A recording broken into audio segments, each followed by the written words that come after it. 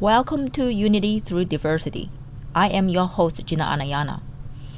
Unity Through Diversity is a podcast where we acknowledge and celebrate individuals' unique soul gifts through each guest's personal story in order to empower and encourage you to recognize and reclaim the uniqueness in your own soul frequencies.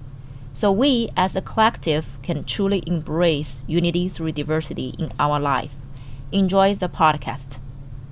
Hello, everybody. Welcome to this episode of Unity Through Diversity. And today I have my beautiful, dear soul sister, Whitney Woodcock. And we're going to talk about a lot of things that we're going to talk about is around the truth, around of our self-soul journey. So, Whitney, welcome to this episode. How are you tonight? Thank you so much for having me, Gina. I am so delighted. I can already feel that we're on another frequency. Do you want to give us a little bit of background intro? I have no idea where you're at right now. I know you were in Austin, so tell us a little bit about you, right? Where you're from, and kind of like give yourself a little bit of this introduction, so people can know you, so the audience can know who you are. Yeah. So right now I'm currently in Massachusetts, actually my childhood home. I'm living like I'm someone right now who feels like I've very much broken out of a lot of boxes that I put myself into. And so it feels very empowering and very special that I'm here right now, like where everything began, like the home that I was raised in for the first 18 years of my life.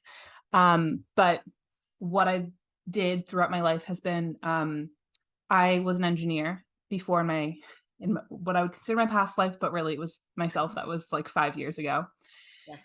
And I was living a life that felt like it was the life to be. It was the life that childhood Whitney was raised in a safe suburbia Massachusetts home, white picket fence, the oldest of three children. Like I was the golden child, the good girl in all these ways. And so I fit the box of like all these things where I was like, I see where the goal is. Like I've been told what the goal is like get the salary, get the job, get the relationship, get the community. And I was like, I see where all these things are. Like, wow, I have it all. And that's what I did is like, I built that life and I built that box around who I thought I was supposed to be. Yes. And then so I went to university outside of DC, got a job in construction engineering, was in the field for 3.5 years, was in a long-term relationship with a guy that I had met in college, and just realized like I had crafted this life where I had stepped into it and I was almost like, is this it? Is this really what I have dreamed of and crafted my life around, is like a life that feels like it's halfway kind of there. Yeah. And that was when I really it's When like was in that? When you had this realization, like I always very fascinated about asking people, what is that turning point when you realize, like the awareness came up, right? I have all the things I've been told that's supposed to be. However, I feel like there's more. What is that turning point, and when was that? I feel like it's, like when spirit gives you little drops along the way, where it's like first, I actually picked up a turkey feather on my walk today. I felt super called to pick it up. And anyways, I say that spirit first likes to tickle us with a little feather and say like, hey. And so there were like little nudges all along the way where I felt like growing up, I just actually didn't have a dream, where I felt like if anyone asked me like, what do you aspire to be? I was like, I don't know. And there was a lot of things for me that were just all locked back to confidence. And I was like, I literally don't know what I want to be, because I know that what I want to be is so opposite and just not in alignment with the path that I showed that I should be. And like for me, what I really wanted to do was do things more around like psychology and social work and like really helping people. But I knew that wasn't the thing that would have been able to be approved of to go to school for. And so anyways, I made it through engineering school, got into the dream job. And for me, there were like little moments where like I walk into the trailer first day of like the construction job, and everyone, I'm like, how are you guys doing? And they're all like, just living the dream. Does that sound like living the dream? And I like panic, and I like look around. I was like, no, no, no, like this can't be what life is all about. Like, I know, like you have to look at the people that are higher up in you, and like if they don't like their life, oh my God, what is my life going to be? Yeah. That's a good question, right? Yeah. And so I continued to do that, where I was like, okay, this project isn't the good fit. So like we keep jumping around the industry, within the same company, I was able to jump around to a lot of different environments. Yeah. And I still realized like everyone was still living the same type of life, where it's like Mm. time was not equating to how much energy they were putting into things. It was like constant lack minded. Like it's just the pressure to have to be and to put out, and then you do the next thing, and it's constantly that loop. Yes. So going back to your question, the actual turning point for me was it was about a year into the corporate world. So this is what, 2017. I'm like 24 at that point, and I was training a lot for Ironmans or half Ironmans, and triathlon training and endurance racing was my thing. Mm-hmm. And for me, like I'd been a runner growing up, and I I was too. I'm too. I didn't know we have this part of the common similarity when you tap into, because okay, I'll let you finish it here because I have that are some juicy part of who you were or who you thought you were there. And yes. let you finish here. Okay. For training for that, yeah. So I basically was spending, like I was in, when I was in the corporate world, after that first year, I realized I was living a life that I felt wildly out of alignment with. Yes. And my only solution for myself was to keep busy and to basically keep running from myself. And so I overtrained immensely. I was in the shape of my life, but at the same time, like my My life. shape of my life, and also like I I was in the best shape, and I couldn't even do the triathlon. It was a half Ironman that I was training for, because my IT band was like it felt like I was a 70-year-old. I couldn't walk around, and my low back, it even hurt to sit in the truck at work. Mm, So I just overtrained myself, and my body was like, no, we are not proceeding. yeah, yeah. So there are so many things I want to touch on here. First of all, is you said, like you said, you might be the best shape physically outside looking, right? Is the best in your life. However, internally, that or emotionally, mentally, is there something go totally against with the physical, like external, because we've been pushing so hard and now listen to our body. That's a number one. Number two is I I found out even for myself why I love to do the long distance running, because when you look back right now, I think for all the training I did when I was little, I started training when I was probably 9 years old, second or third grade. And I remember I was running on in the you guys call cross country run. Mhm. I'm like before I was just running in the outside instead of running on the track, right? um so and I only not say only I'm pretty good at the long distance running, and ask myself why I'm good at at long distance running instead of short distance running. And I really realized that it's really connected with my upbringing, because my dad would have us to do a lot of work in the field, and then he's very controlling. So I have to suck it up. Basically we have to suck it up. Now long distance running is actually help you train your patience and your endurance and persistence, because how can you fight with a man with all the power in the household? You just little girl, right? He doesn't really emotionally, he's not there.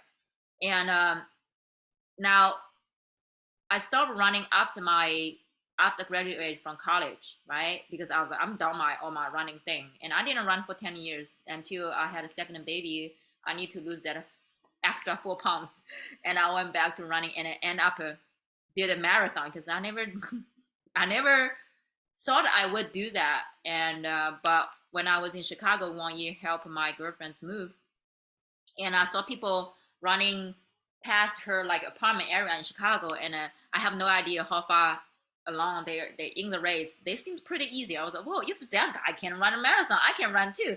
Later, when I was in the race, I realized that's only 6 mile mark. Of course, they're gonna be, you know. But anyway, I want to come back to talk about the part is the fact of you love to you love racing. That's what you said. Exactly where you said it. I love racing, and you are the oldest among 3 kids, and that's go back to some childhood upbringing too, right? How your parents would tell you about things. Like actually the first question when you were sharing your first part of the story, and I was like, who told you you cannot go for this dream? Who told you that that's the dream, right? Because you said it, you could not, you don't even think about, I don't know how to say that, you don't think that's possible if you go that way. So where is this early childhood? I don't even know where it started, but maybe you can now look back a little bit. It's like, when was the first time, or how they tell you about who you should be, right? Because how you choose your career path and your personality. You are oldest of 3. They might gonna tell you as a role model, you're gonna get a good job, you're gonna get married. Just be a good model for your younger brother sisters, so they know where they're gonna go. You carry a lot of responsibility, right? So maybe you can touch on that part a little bit, because I think that's everything we used to automatically doing is a program, right? The program related to how we being educated in our family, with our teacher, with our peers, right? Yep. Yep. It's totally all about the programming. And um I guess like the responsibilities thing has like I felt that so deeply. And I actually find like right now it's taking form in a new way Mm-hmm. where I'm actually noticing some of the anger is coming up right now, where it's like all over all of the years where I took on extra responsibility of Yeah. thinking like I had to mediate emotions, or like I was very empathic. So I felt a lot that was going on in my house. Mm-hmm. And I kind of felt like I had to put fires out before they actually were even burning. Mm-hmm. And so I very much felt that natural responsibility. And I also knew that it was like it was part of the expectation of like, I mean, my dad's an engineer. So I also like I know what I was, I guess the label was really put into me, or like the expectation was around the things that I was like celebrated for.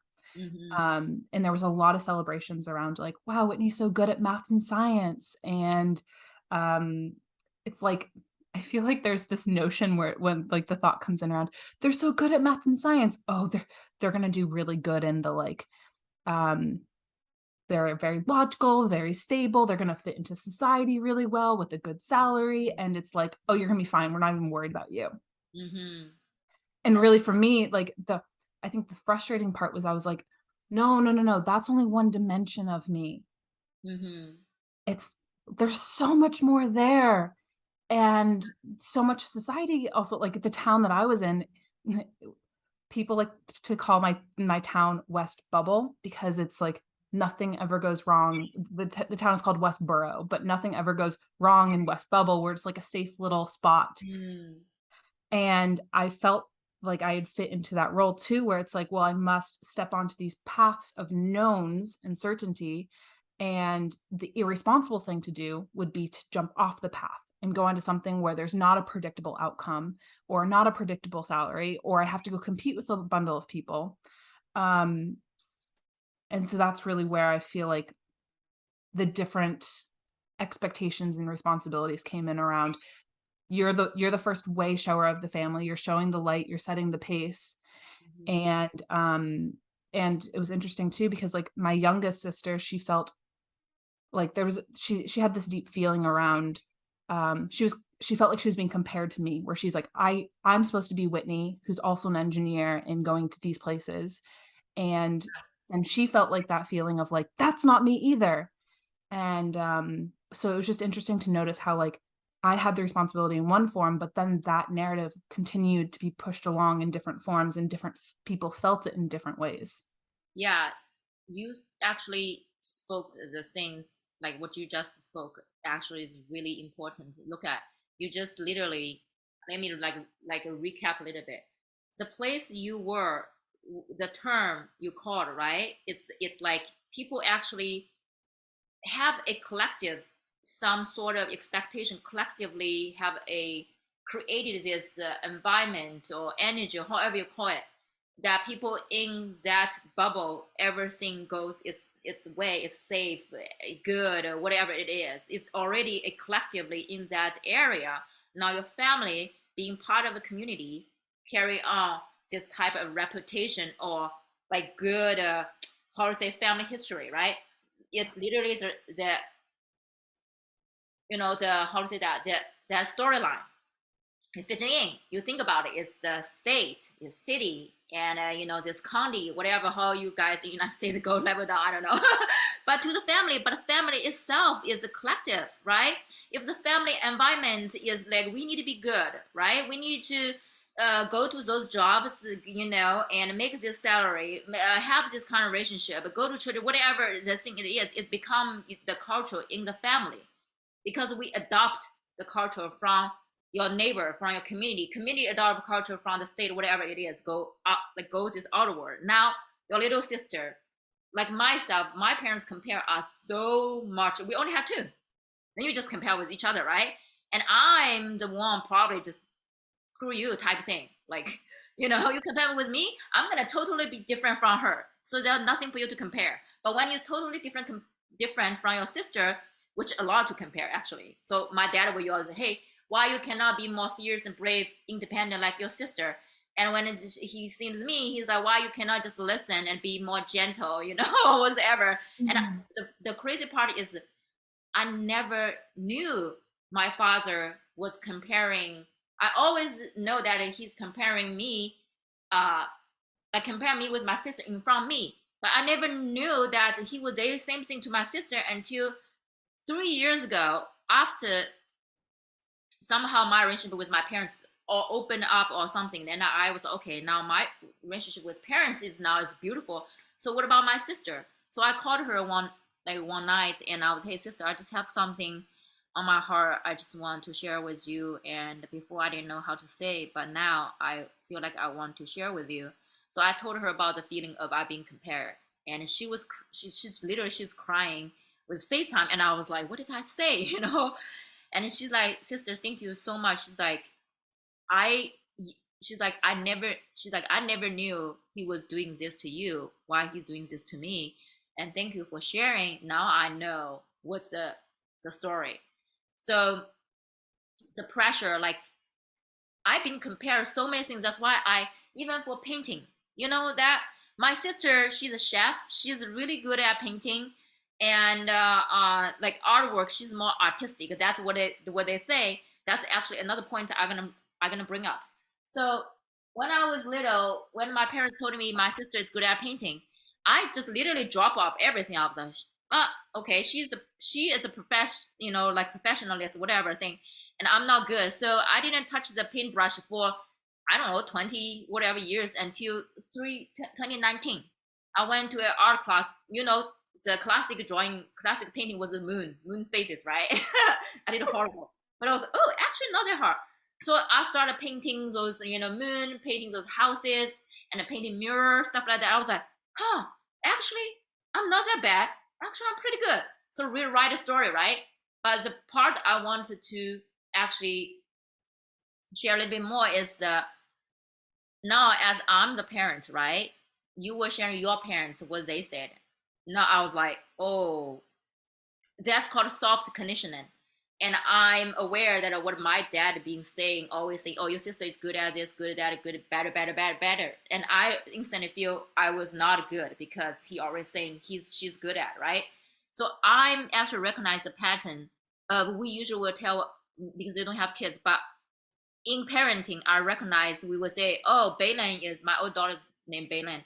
We say, oh, Baylan is very outgoing. She's very active, right? or Ruby is kind of more of introvert. She's more of maybe soft artistic.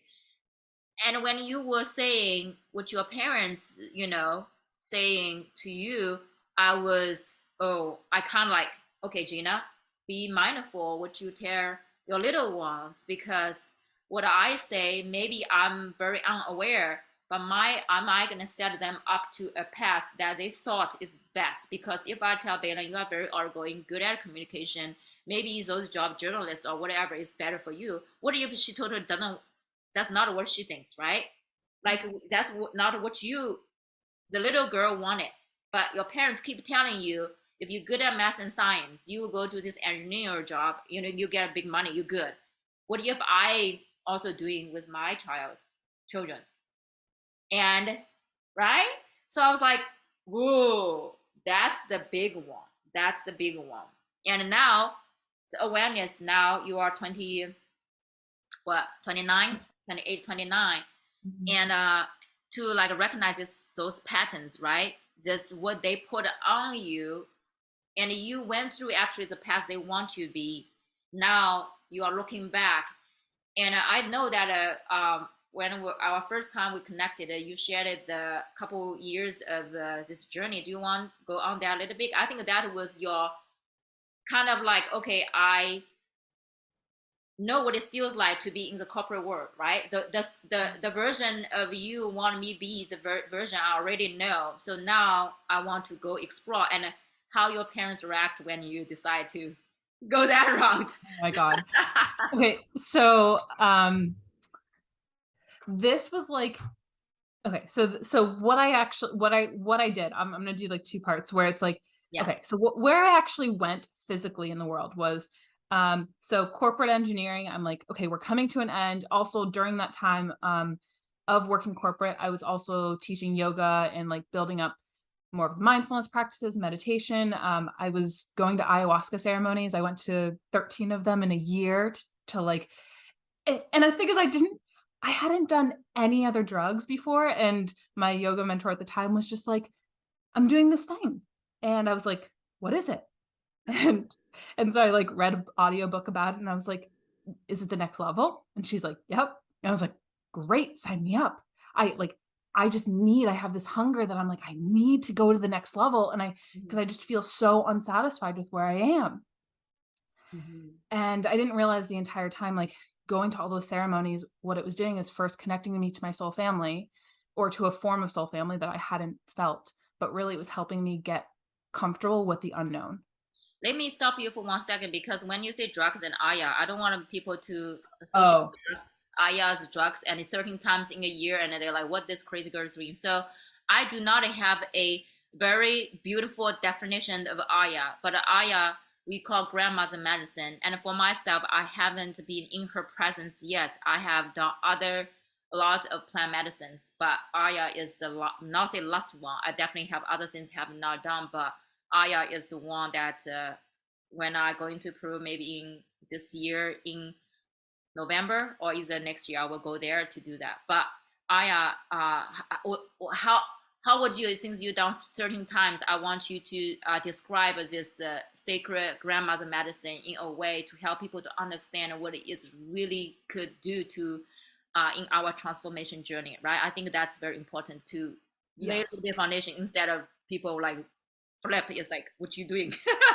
No, that's very important distinction. Because also I did not see it as like, woo, like we're gonna go somewhere else. Like I had no idea, but I also knew that it was what I was doing is I was signing myself up for a ceremony. It was full ceremonial. There were like shamans. It was a very, very, very sacred practice. It was like I was sitting for a meditation, but it was a deep thing, for myself. So it was another tool for me to connect with myself on a deeper level. um and it was something that I had the calling then, and that was why. So it was like I would go for a weekend, and you would have two ceremonies in a weekend, and then I In would go the back. United States, or you? Yeah, yeah. Okay, So that's it was some like how everything aligns perfectly. There were ceremonies that were going on 2 hours outside of DC mm-hmm. with the Oh, group that really? they had a really solid lineage practice that I like really resonated with their energy. I just felt like it was like God's word basically being like, this is for you to go here to be able to heal yourself and get ready for um stepping into the next level of truth for yourself.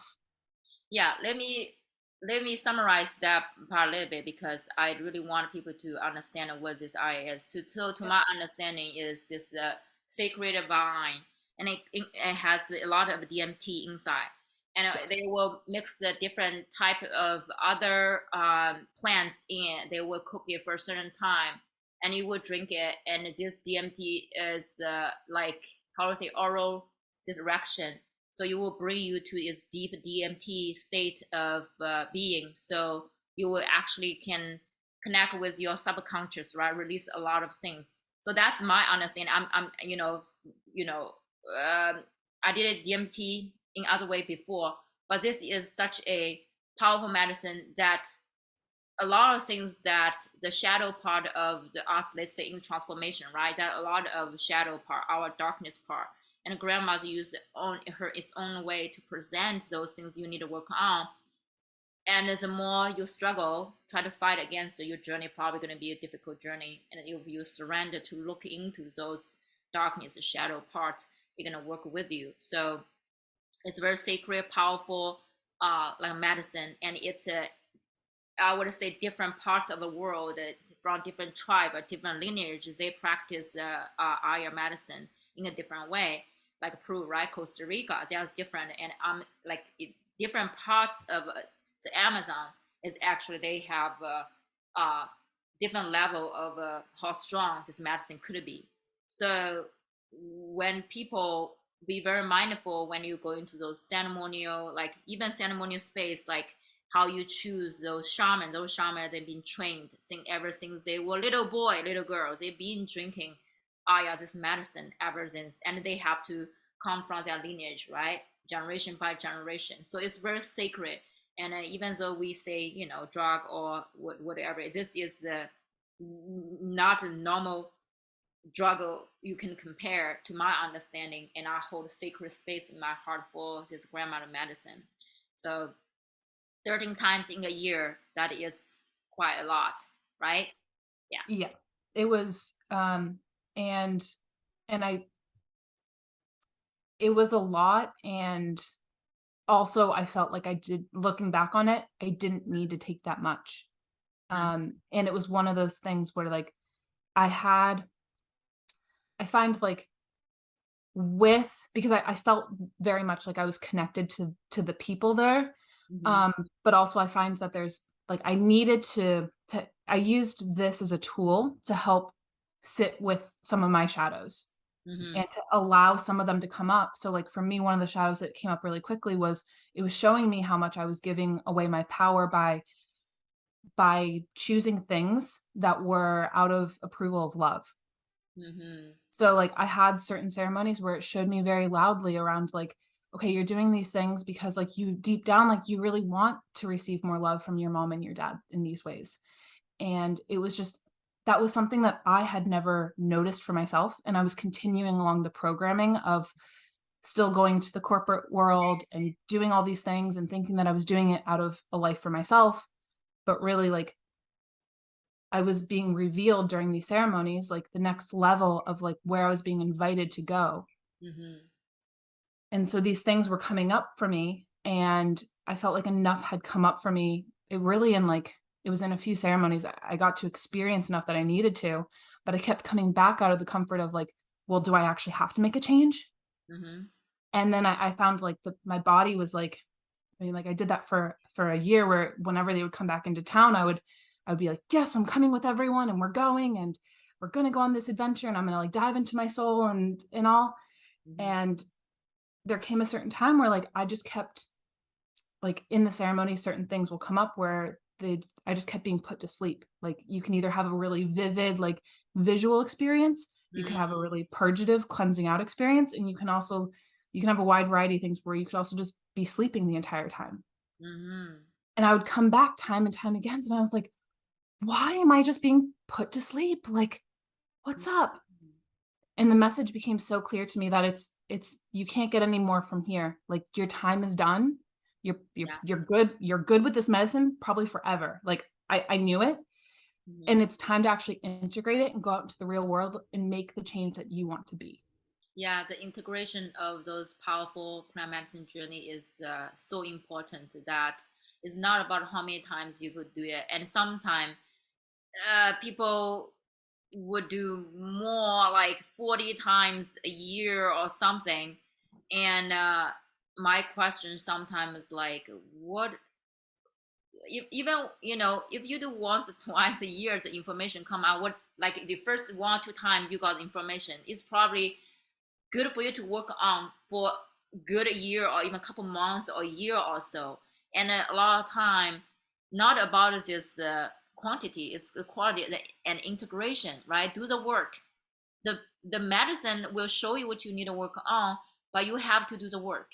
And if you don't do the work, it will not show you more, because what's the point if you show you more, you're not going to work on. So you keep knowing more problem, more program you need to deprogram, but you're not actually uninstall them. We are not making space for the new program or new belief system, right? So thanks for touching on that because a lot of people, oh wow, yeah, let's go do it. But actually, you only need a certain times and then really do the work, and then you go back, it will allow you to show you more, even for other medicine too, but everything show you different way. Let's say Huachuma, grandfather medicine, right? Yeah. First time grandfather kicked my ass pretty hard, and not even pretty hard, but it showed me so many things in my masculine was unbalanced or out of balance that did a lot of work. Second time I was so scared, I was like, what are he gonna kick me, right? A year and a half later, I went back to do the medicine again, and then this time grandfather's like, well, hey, you did a lot of work. We gentle, like you were doing our work and you did the part of work that we showed you. Now there's different level, but it will be much easier gentle because you did that part. So now we're gonna reveal more and more and more. So, but I know grandmother. I never been with her. That's why I'm like, I just went through grandfather. I'm not sure. I want to be mentally prepared, not just mentally, emotionally, spiritually, be prepared to sit in front of her. Okay, let's grandma really show me what I need to work on this side of my journey. Yeah. Right. And we're talking about this in the transformation. So what happened after you said it was 13 aya? What after 13 times you finally realize that you're gonna make your accept the calling? Yeah. So funny thing is at that time, I was like, okay, we're ready for something. And it's like so funny when the ideas start to change. It's like, we're like, we know that we have to do something, but we don't know what form they're going to take. And so for me, at first, the thing that got me to first put my first letter of resignation into the corporate world, the first one didn't do it. The first one, I had to do it because I thought that I was moving halfway around the country to Arizona with my yoga mentor. Because I was like, oh, if I just move places and if I move with someone else, then like everything's going to be fixed, right? And I realized after a week of putting in my resignation that I was like, this is a terrible idea. Uh-huh. I cannot go. It will not be a healthy environment for me. And so I came back to my bosses and was like, so my plans have changed. Can I get my job back, please?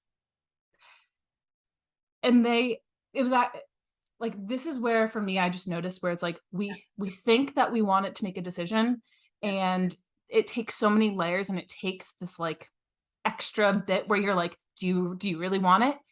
And sure enough, anyways, I came back. My bosses were just like, we want to make sure you're crystal clear. Uh-huh. They did it in a very loving way, and I was like, I want to do this. I Yeah. want to leave, but I need 3 more months. Can you guys be okay with that? And so anyways, I left 3 months later. And that moment for me was actually a really important one, because then I was making the decision fully for myself, where I was like, I actually don't have a plan. I'm leaving, but I'm leaving because it's for me. And I'm leaving because I want to know, how resilient am I? Mm-hmm. Like, I'm in a situation where I'm super safe. I have the luxury of my salary. I have a savings account. I have my retirement fund. Like, I have everything built in for me. But really, I want to know, like, what am I actually made of? Yeah. And so from there, We're now January 2020, and I left the corporate world and then bought a ticket over to Bali. And I was planning on this being a 4-week corporate detox, as if one person can detox from all of their life conditioning in 4 weeks. I thought I could do it. And so I get over to Bali, and I also have no idea why Bali. At that time too, I was like teaching vision boarding classes, and I thought that like the entrepreneurial route for me would be around heading down that direction of like empowerment and like building out your dream life type of thing. And so I put Bali on the vision board, and I was like, I don't really know where the calling is coming from. Like I heard some podcasts, but like, let's see what's up in Bali. Yes. I get to Bali, fall in love with the environment, the lifestyle, the people, like the open-mindedness, just like it felt like a world where everything was possible. It was a place where other like rule breakers and other people who had slipped out of the system were going there, and they're like, I don't know completely what's up yet, but I'm going to discover something. Yes. And the world just felt so malleable, where I was like, I've left one space where it was so rigid and structured and I knew where I fit in. And here, I actually deeply don't want to know where I fit in. Like, I just want to be able to deconstruct the box and be like, who am I? Like, what is here that I really value? What type of conversations, like what are other people doing that start to expand my aspect of like what's possible? And so for me, it's like once I was abroad, I was really able to see myself as like truly playing in the field of possibility, to be like, what lights you up? So And so what's that? how long you stay there? Like how long you stayed in Bali? So I was planning for 4 weeks, Yes. skipped the flight home. I did not go back. I stayed abroad for 2.5 years. So we are now, okay, so March 2020 rolled around. We have, I'll just bring logistically where we went, but also the whole conversation itself around how parents handled this as well. So March 2020 rolled around. Of course, COVID's happening. I had met a friend at the time who he was very much like, it almost felt like I was just in like la la land of playing, and like la da da, like we're gonna go to all the yoga classes, drink all the smoothie bowls, the cacaos, like play in the rice fields. And my friend would come and play with me and like go to dance, and like we would have a great time. But also he was in the background, like doing all the research of being like, yo, Whit, there's this like virus going around. And I'm like, you just worry about everything. Like, it's gonna be fine. And he's like, no, seriously, like we need to look at other places to move to. And I was like, what? And so fast forward, we moved to New Zealand. And we sneak into the border 48 hours before they lock down the border. The government does. Yeah. And we're like there, and we're like, okay, great. Like we made it now. Like we're in. What now? And so we buy a van together. Like I just met this friend like a month earlier, and we're in this new country where we don't know anyone else. We only know each other. The country goes into lockdown as well, so we are really only allowed to park our van in a driveway. And I just go into that time for me was like a sabbatical mode, where like my soul loves to learn, and I just really went into like learning about the financial system to understand how like money moves, how like to empower myself in these ways, and like really how energy moves, and how to become an independent thinker, and how to like question myself, but also question how I fit into the world. And so this actually felt like the corporate detox for me, where I was able to actually take a look at like, what are the programmings, the wirings in my mind that I've created around like who I have to be in the world. And how do I actually start to question the like, what is this world actually built upon? Like, what do I value? Like what actually truly matters to me? And so this period was just like a deep curiosity period. And there were a lot of other businesses that I was working with my friend. We were trying to build some things up and get things going. And so anyways, we spent 8 months in New Zealand, and then moved back to Bali, and we went our own ways, still stayed as friends and as business partners, but like own space, own friends. And then I stayed in Bali for another year and a half, which was so important for me to just like finally have time to build myself in terms of like how I wanted to be the woman that I wanted to be. Yeah. So let's pause here a little bit. Yes, please. You went to Bali, right? And then virus happened. You went to the New Zealand for 8 months, and you back to Bali for a year and a half. Now, when you look back now, because I know you just moved back March 2022, like this year, right? Yeah. So when now you look back, because sometimes when we in the journey, we don't know what we were going through until you out of it, yeah, and you look back, you're like, oh, I was actually on this part of a journey, because you're in it, you don't see it. When you're out of it, you realize what you were doing, right? So now when you look back, what does those 2 years mean to you, and what kind of journey you went on? Did you find a part of yourself that is totally different? Of course, they're different, but did you see the 2020 version of you, or let's say 2019 version of you, and the 2022 version of you, right? So I want to kind of like, now you can tell now, because you are out of that part of the journey. Yes. It felt like a wild alignment period where I was like, I noticed that I'd come in as one version of myself, that had these walls and these conditions. I was fit into the box. And for me, it was moving to New Zealand was we're gonna, as if I'm a car engine, we're gonna take all of the parts out of the inside, lay them all on the table. That's all my programming. And granted, it's not all the parts don't make it out there, but enough of them comes out where I'm just like seeing like, oh, this is what was put into the machine. And we're going to get a little bit curious with all of them. And so for me, that first portion was really like, the first part of Bali was like, okay, I see that there's more possibilities. The second one is, how do I expand myself to more possibilities? Well, I have to take the parts out on the table and like deconstruct the box. Going back to Bali was like, okay, I realize that I'm still missing parts around like how I connect with people. I'm missing parts around like actually feeling abundant. I'm missing parts around choosing love over fear. I'm missing parts around like how I actually want to connect with someone romantically or as a friend. And those parts are the part when I went back to Bali that I was like, we're now bringing the parts back into the engine, but we're just tuning up the parts. And that felt like the rewiring part for me, where it's like, what do we want to put back inside of you? Yes,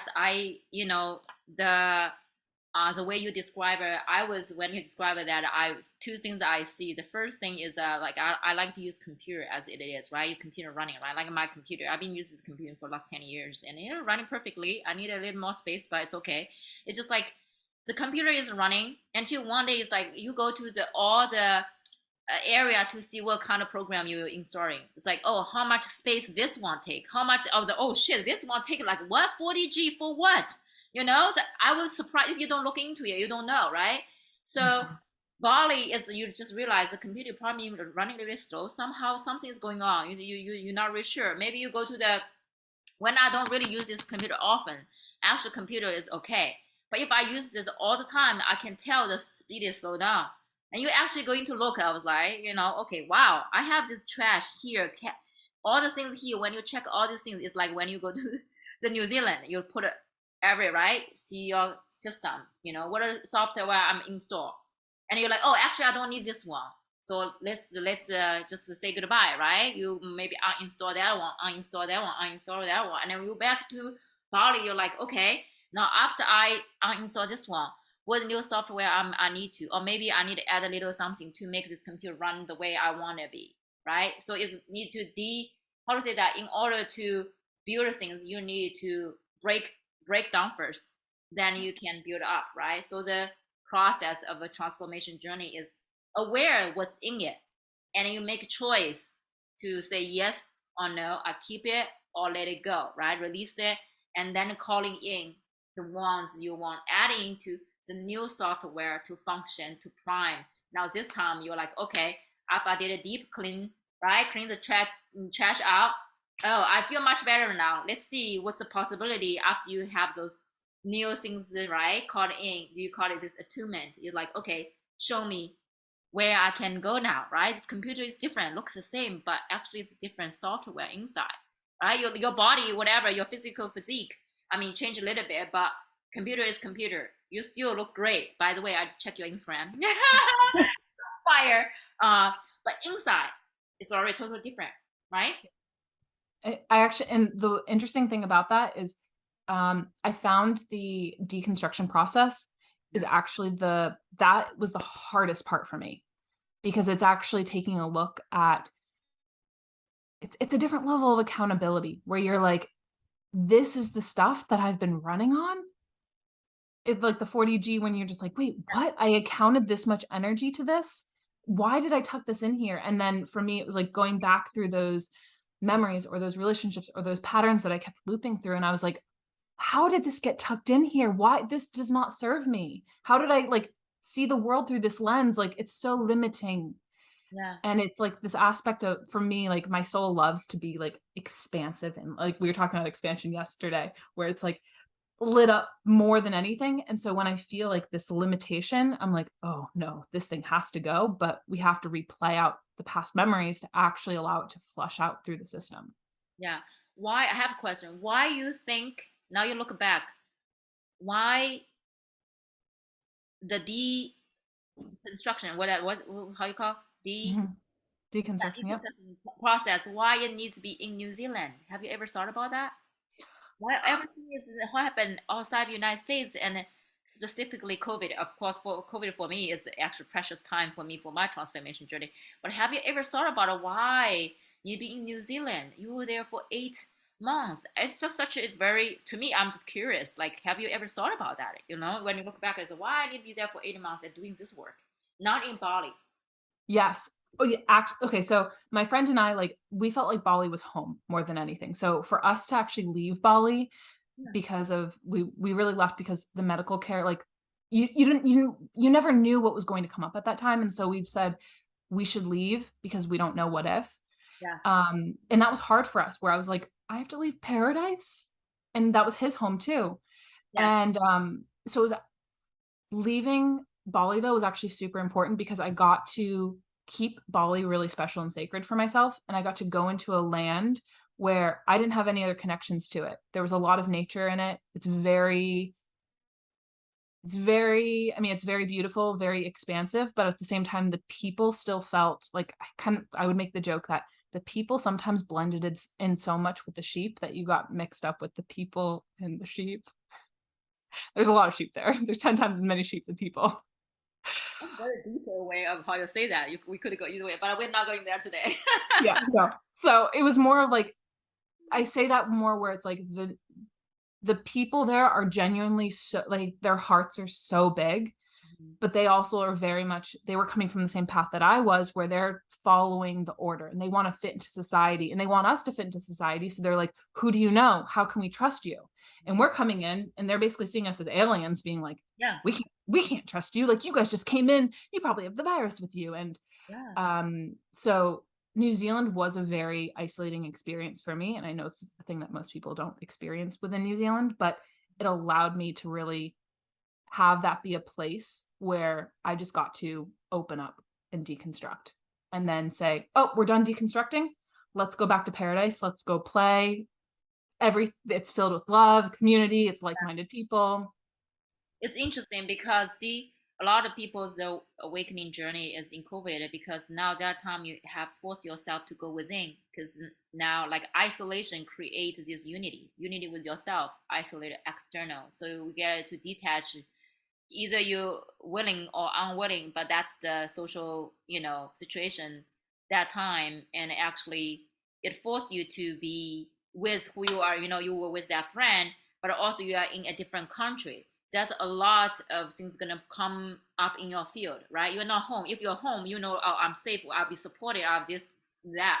A lot of things you probably feel that, but you don't have to go deal with that.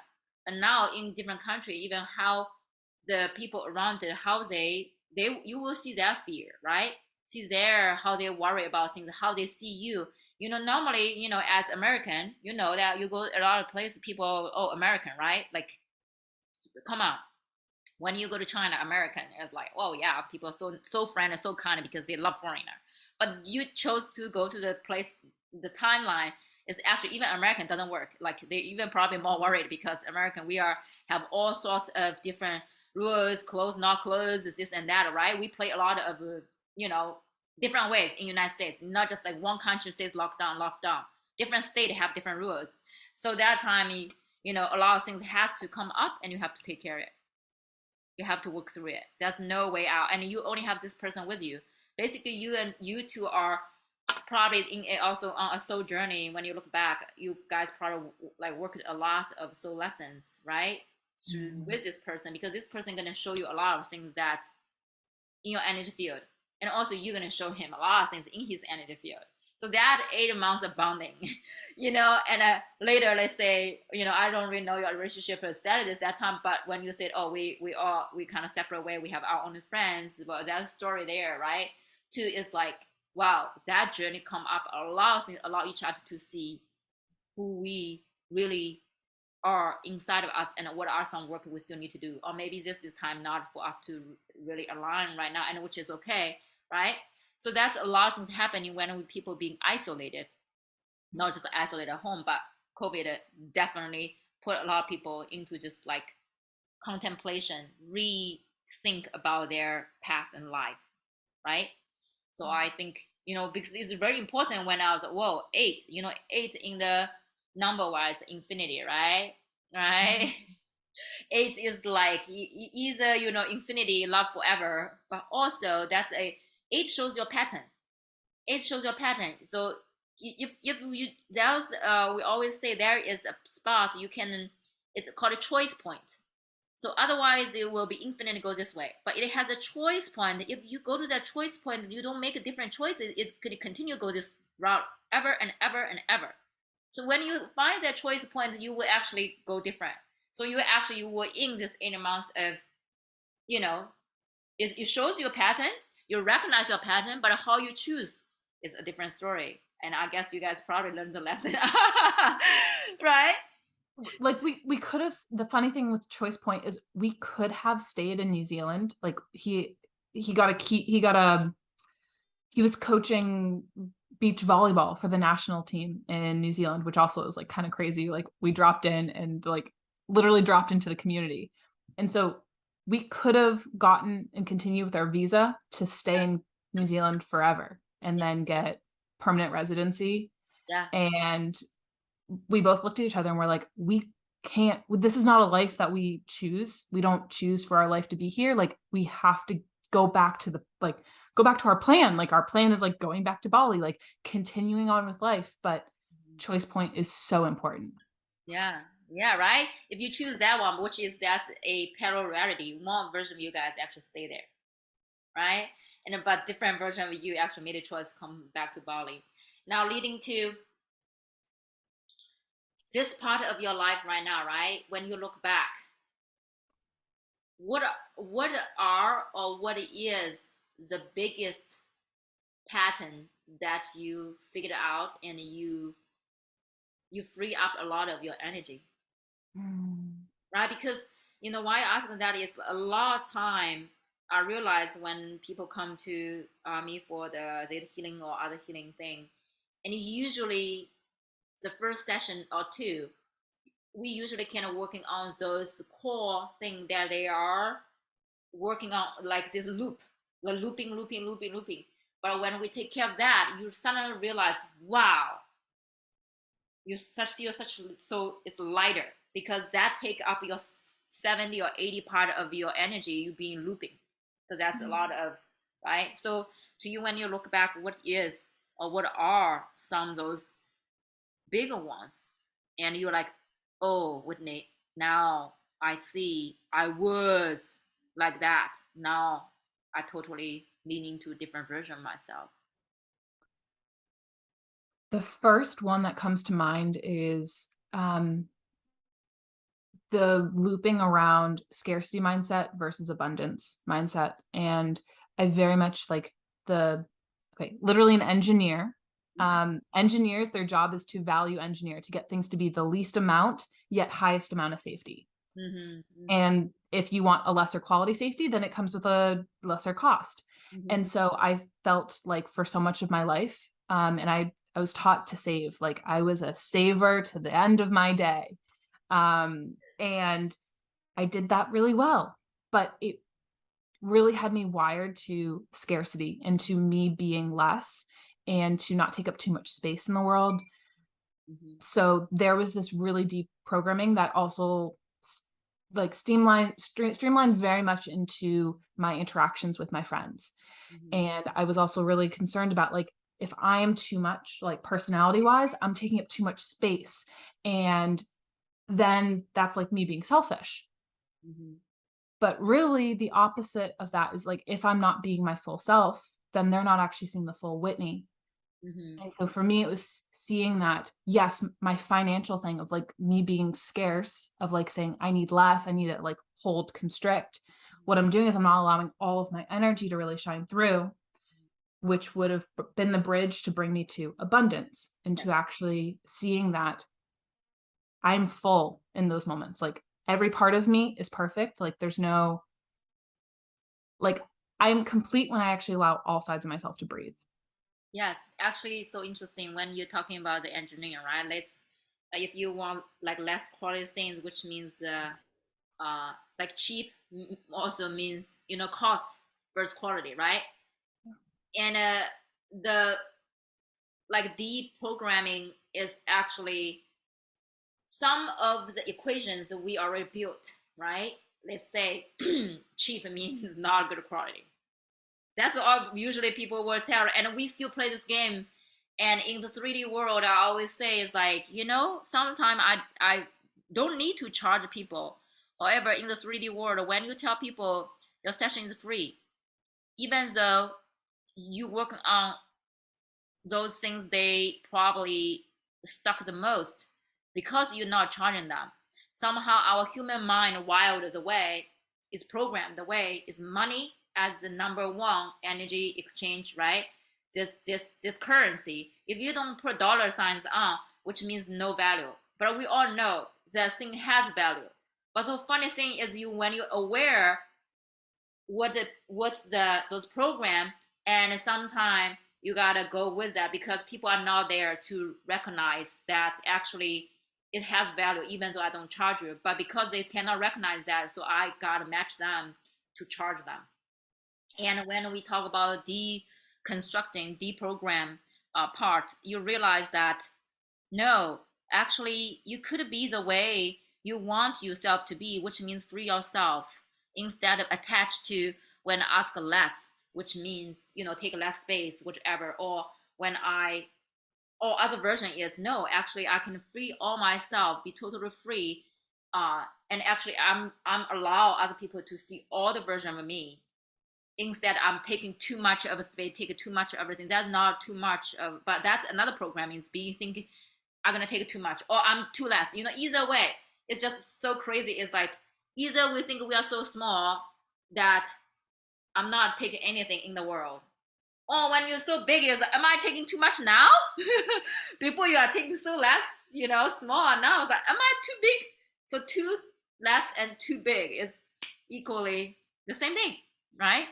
But to the point is, I realize that what is the range? There's no balance point, by the way. To my understanding, it's so hard to find that balance point.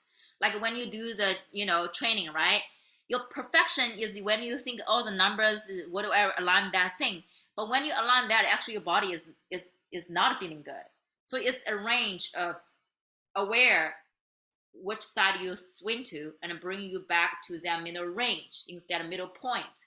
Because the range, right? You're aware you're out of that, you bring yourself back a little bit and all there back a little bit. So it's keep aligning instead of like I have to stay strict on this perfect line. Yeah. That will be so hard for other people and for yourself, because in this way you're not giving yourself space. to give yourself permission to some days some days I just don't want to work out at all, right? But if you use that time training, you know that you won't allow yourself to slip it even one day, or even that 10 minutes, sometime, okay, let's finish 10 minutes early. You won't. You probably always 10 minutes extra. If you slip 10 minutes this time, next time you're going to put 20 minutes in because you feel like you were, you should do more. You should do more. That's it. Like, it had me thinking. So part of the leaving corporate world, like the deprogramming, is noticing how, like, in this environment everything is very structured and very rigid, and so the slippage space, like the amount of wiggle room I had, was so less. And you even think about, like, when you're getting in for a job and you're like, I have to be there at 8, and if you're there at like 8:05, like everyone's looking around like, what happened to her today? And I drink last night.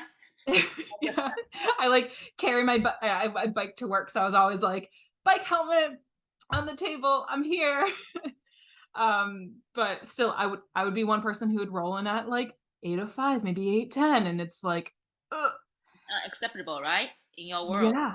And so the wiggle room that we have is so much less, and it feels very scarce and very limited and limiting.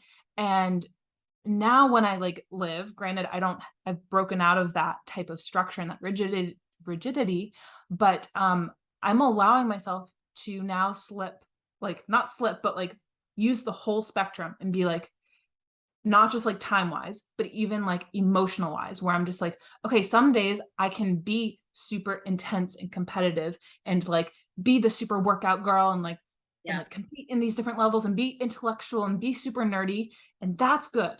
Yet also some days I can be like really soft and feminine and really emotional and maybe just dance and maybe just like get flowers and like giggle and like do like light things. Yes. Yes. And it's like noticing that I'm allowing myself to be all colors of myself and all dimensions and saying all of it's Whitney. Yeah. Now I see how this thing gonna come back to the intention or the message we channeled. Build your truth, because that time I didn't get it. Like, I know that's so deep, and now because I'm not supposed to get it at the beginning, now we say speak the truth or build the truth. You are building your truth already. You are already doing it. Building the truth by you go out of the box, go to deconstruct, deprogram, recognize the pattern, like within you, and willing to face it, to build your own truth. Like you just summarized beautifully, this spectrum is just like this rainbow. One day you can be this sporty girl, and you also can be this feminine dance, singing, flow, right? And emotional, or you're just being like a neutral, like this water energy of like building your truth by recognize the life you lived, which is also support you, bring you to the place where you need to be. But at certain moments, you recognize there's more. You're building truth by building truth or speak truth doesn't mean I'm just very vocally recognize that I need to speak the truth. Let's say people are not honest, I speak my truth, right? I speak my truth for who really want the truth. But you are actually use your actions to build your truth, which is go explore, go take all the parts to see what is this within me. Because now you are like part of the things you've been trained in the family is created this beautiful logical mind. You like to study, you like to understand how things works, and that allow you to actually, when you need to deprogram, you actually already have the skill to deprogram your own program, because you already know. Your mind is very logical. You can just see all the parts. So that's, I think it's so crazy when you look back. It's like you are building your truth with this skill that you've been given and trained to look into those programs and deprogram them and reprogram them, and building the truth, which is the four ray. Rain, we have different ray, just four spectrum of, and you still, like our conversation last night, we are expanding, we are the expander. So this ray, you keep going bigger and wider, just see where you can reach to, which is limitless, which is endless, right? Build your truth. And also part of building truth is speaking your truth. How you communicate with your family, with your loved ones, right? Partner, with your siblings, with your coworker, with friendship, and with yourself, and speak the truth. I think we now can build the truth, build your truth, speak the truth by whatever the title, but I can feel that we can align. And how? Trust yourself. Trust the guidance. And that's like the trusting in the self was something that's why I went on the whole quest where I'm like, why do I need to leave? Is because I know there's something more. I don't know what more is out there. And for me, that's like the first step for me in terms of like building my own truth is start with something small. Yeah. And so I see it as like, it's like the golden, like we have the light within ourselves. And like, I see it as a golden egg that's within me. And it starts off really small, as in like the idea of the egg is still growing.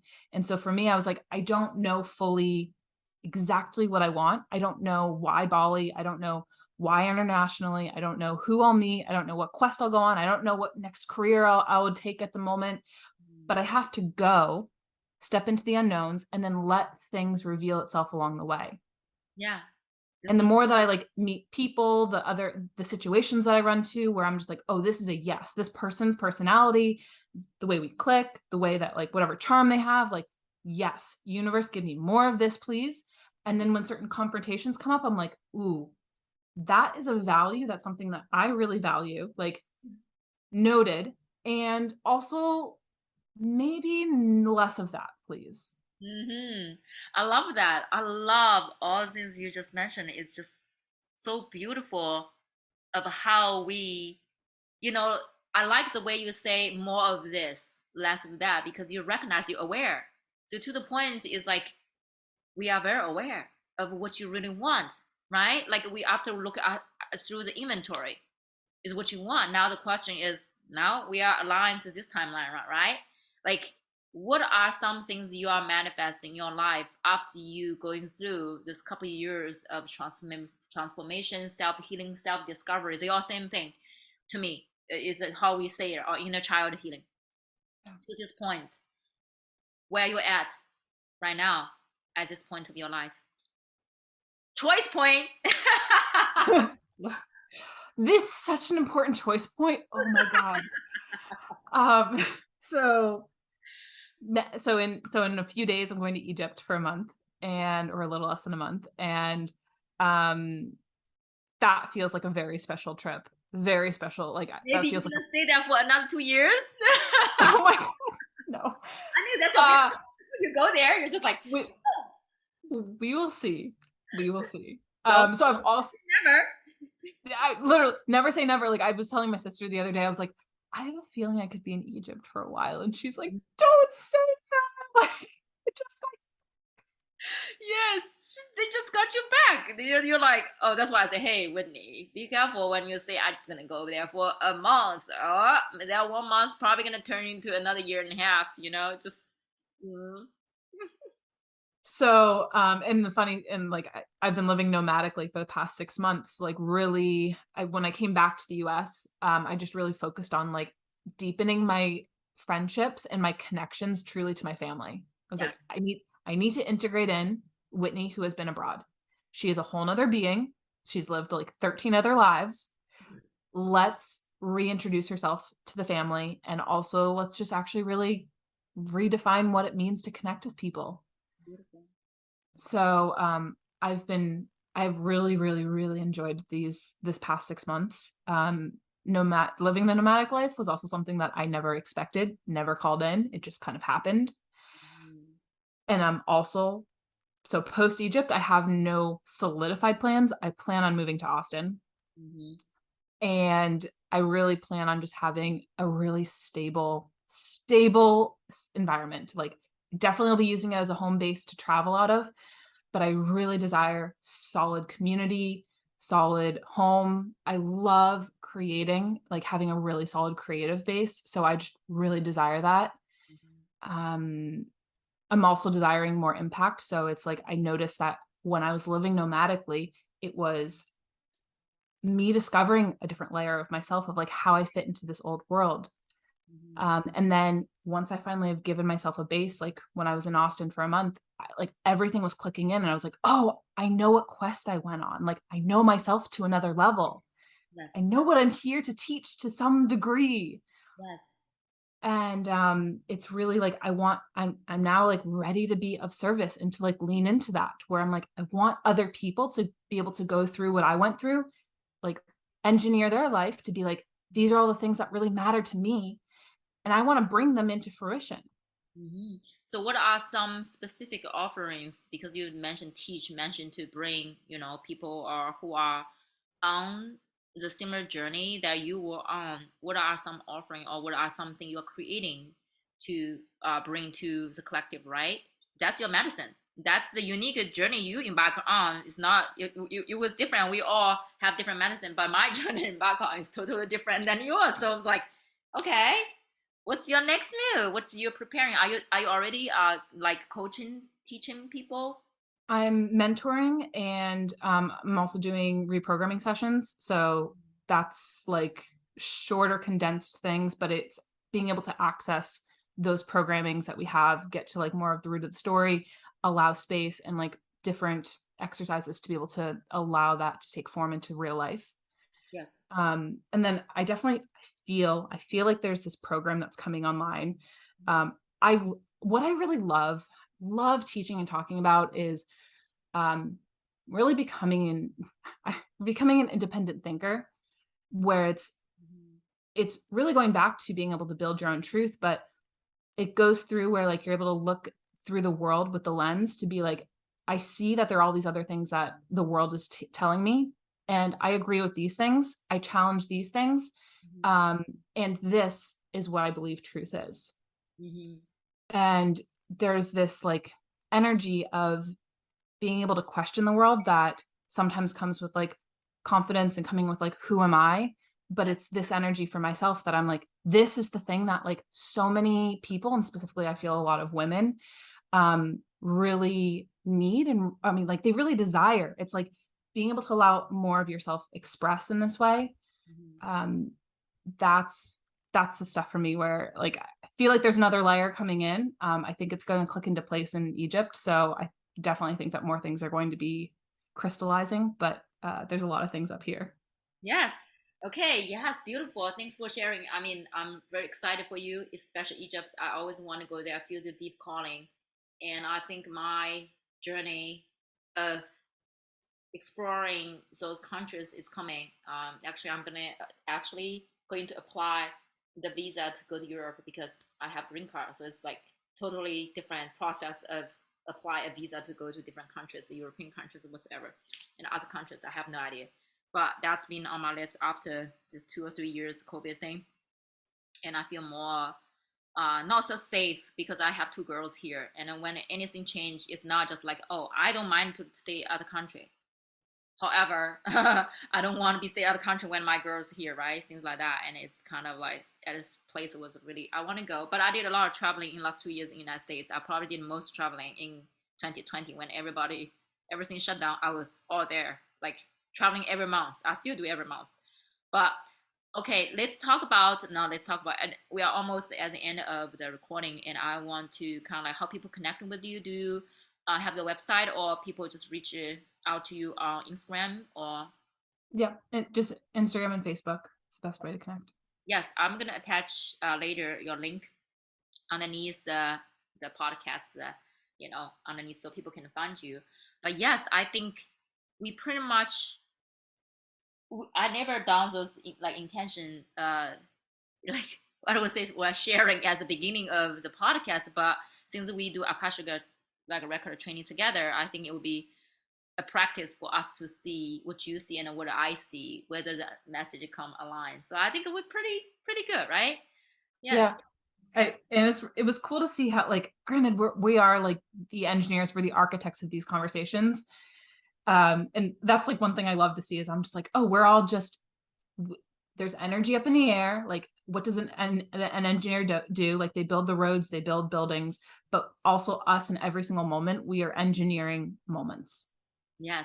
I love that. I love that. I love how you actually you conclude it. I don't even need to conclude this podcast.